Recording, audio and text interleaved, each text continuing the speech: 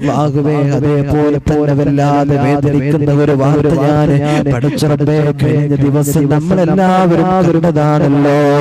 അല്ലാഹുവേ ആലപ്പുഴക്കാരനായ സുഹരി ഉസ്താദ് അൻസാരി സുഹരി എന്ന് പറയുന്ന പ്രിയപ്പെട്ട പണ്ഡിതന് അല്ലാഹുവേ പടച്ച റബ്ബേ നമ്മളെല്ലാവരും കണ്ടിട്ടുണ്ടായിരിക്കും. ഒരുപാട് വിഷയങ്ങൾ കൃത്യമായ നിലപാടോടുകൂടെ വ്യക്തമായിട്ട് പടച്ച റബ്ബേ ഈ സമൂഹത്തിന്റെ മുമ്പിൽ അവതരിപ്പിച്ചിട്ട് പല വിഷയങ്ങൾ കടന്നു വരുമ്പോ അതിനെല്ലാം വ്യക്തമായ രീതിയിൽ ഈ സമൂഹത്തിന് അവതരിപ്പിച്ച് കൊടുക്കുന്ന ഒരു പണ്ഡിതന് ഒരുപാട് പ്രഭാഷണ വേദികളിൽ പടച്ച റബ്ബേ ദീനി പ്രബോധനം നടത്തിയ പണ്ഡിതന് അല്ലാഹുവേ പടച്ച റബ്ബേ ദീനി സംരംഭങ്ങൾക്ക് വേണ്ടിയിട്ട് മനസ്സുകൊണ്ട് കൊതിച്ചുകൊണ്ട് അതിന് വേണ്ടി പ്രവർത്തിക്കുന്ന ഒരു പണ്ഡിതന് അല്ലാഹ് കഴിഞ്ഞ ദിവസമാണ് എൻ്റെ പ്രിയമുള്ളവരെ തന്റെ ജോലി സ്ഥലത്തേക്ക് കടന്നു പോകുമ്പോ അല്ലാഹുവേ ആക്സിഡന്റ് സംഭവിച്ചിരിക്കുകയാണ്. അല്ലാഹുവേ പടച്ച റബ്ബേ വല്ലാത്ത വിഷമത്തോടെ ഹോസ്പിറ്റലിലാണ്. അല്ലാഹുവേ പടച്ച റബ്ബേ വല്ലാത്ത പ്രയാസത്തിലാണ്.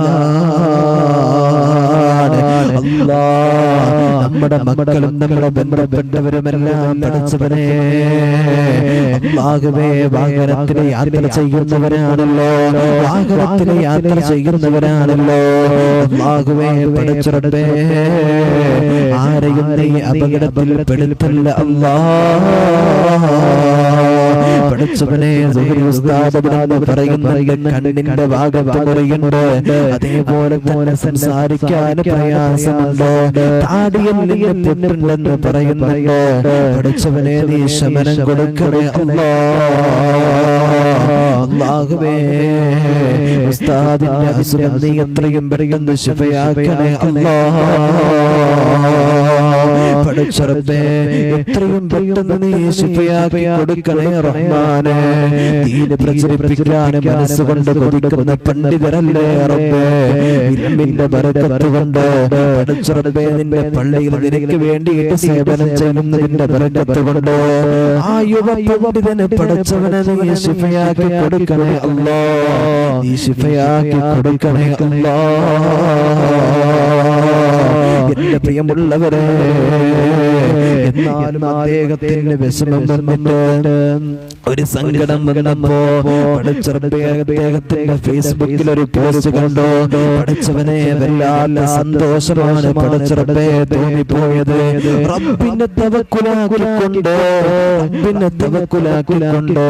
പടച്ച റബ്ബേ അവിടെ പടച്ചവനെ അവിടെ എഴുതിയത് കണ്ടപ്പോ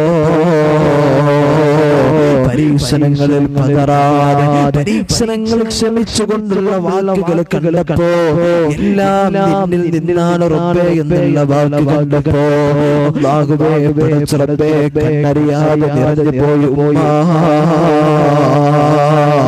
ഈമാനുള്ളവർക്കല്ലേ അത് പറയാൻ കഴിയൂ. അല്ലാഹ് കൊടുക്കുന്ന കാര്യങ്ങൾ ക്ഷമിക്കാൻ കഴിയുന്നതായിരിക്കാം.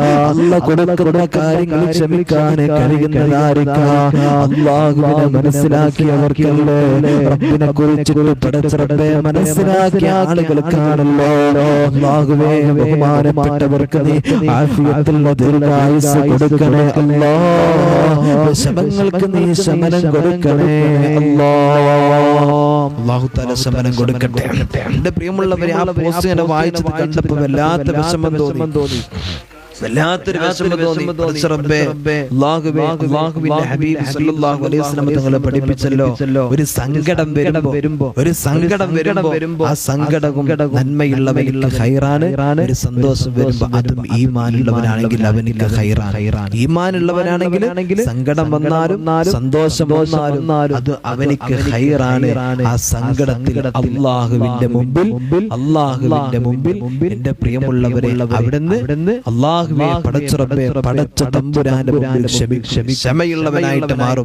പടച്ചവനെ സന്തോഷം വന്ന അല്ലാഹുവിന്റെ മുമ്പിൽ ശുക്ർ ചെയ്യും. ഇത് ഈമാനുള്ളവന്റെ അടയാളമാണ് എന്ന് ആദരവായ പ്രവാചകൻ നബി മുഹമ്മദ് മുസ്തഫ സല്ലല്ലാഹു അലൈഹി വസല്ലം തങ്ങളുടെ പ്രിയമുള്ളവരെ നമ്മെ പഠിപ്പിക്കാൻ അല്ലാഹു സുബ്ഹാനഹു വ തആല നമുക്ക് മനസ്സിലാക്കാൻ അല്ലാഹു തൗഫീഖ് നൽകട്ടെ.